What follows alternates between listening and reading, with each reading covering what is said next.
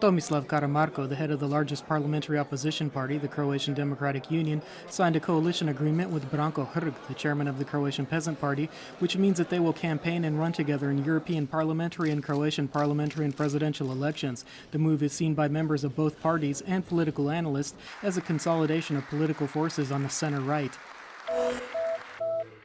At a press conference today, Ozren Matijašević, the leader of one of Croatia's main trade union alliances, criticized Prime Minister Zoran Milanović for asserting that those who protest the sale of valuable state-owned companies or granting concessions for Croatia's motorways are acting on behalf of vested interests. Matijašević said he believes the protests reflect the stance of most of the Croatian public and stressed that the sale of national assets will not help Croatia get out of its current economic crisis. Croatian Environmental Protection Minister Mihael Zmajlović today toured the site of the new county waste management center near the city of Pula, which will function as a completely integrated facility for the entire Istria region, with mechanical and biological waste processing and wastewater management facilities, as well as recycling. Zmajlović stressed that Croatia can no longer afford to treat waste as trash and simply bury potentially valuable raw materials in the ground. In world events, thousands of supporters of deposed Egyptian President Mohamed Morsi rallied in the capital city Cairo today to demand the restoration of the Islamist leader. More than 2 weeks after Egypt's powerful military ousted the contested Morsi from office, there's still no sign of a possible deal to defuse the crisis, and Morsi's Muslim Brotherhood has called for demonstrations around the country.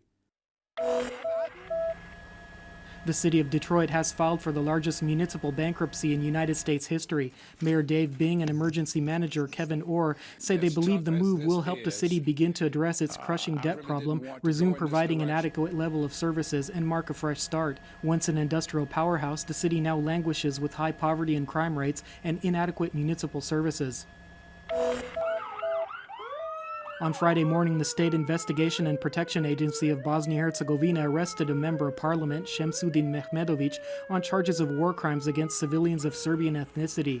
The agency announced that Mehmedović will be detained for questioning 24 hours. Mehmedovic's Party of Democratic Action condemned the move, saying the charges were trumped up by the agency's director due to a personal grudge. They also pointed out that the Bosnian Prosecutor's Office, which has sole jurisdiction in such cases, did not grant permission to the agency's officers to conduct the arrest.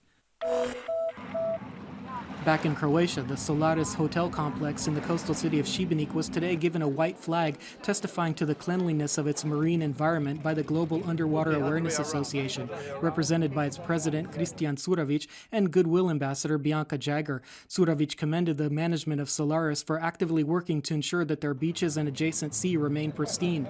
Jagger praised Curavić for his efforts in this regard and pointed out the importance of the association's work. The specific goal is to raise awareness and find additional supporters to this project, which focus on the ecology and preservation of our oceans, our rivers, our lakes, and all our water sources. Curavić otherwise announced a major environmental campaign for this autumn, which will encompass 80 countries. The International Folklore Review continued in Zagreb today. Concerts and dance performances by a number of Croatian and foreign folklore ensembles were held on the city's main square throughout the day, while this evening at 9 p.m. the festival's central event, called Croatia in Europe, Europe in Croatia, will be held in the old historic Upper Town. Besides Croatian ensembles, groups from Austria, Germany, Italy, Greece, and Slovenia will also appear. Taking a look at sports, in soccer, in the first leg of the second pre-qualification round for the UEFA's European League, Split's Hajduk defeated Turnova from Macedonia 2-1.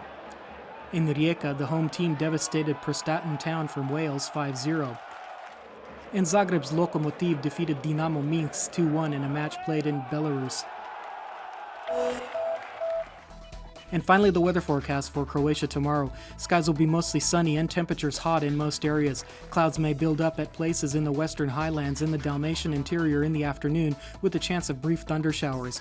Light to moderate westerly and northwesterly winds will blow on the Adriatic coast. Tomorrow morning's temperatures range from 15 to 20 degrees Celsius inland and from 19 to 24 degrees on the Adriatic coast. Tomorrow's highs will generally range from 28 to 33 degrees Celsius.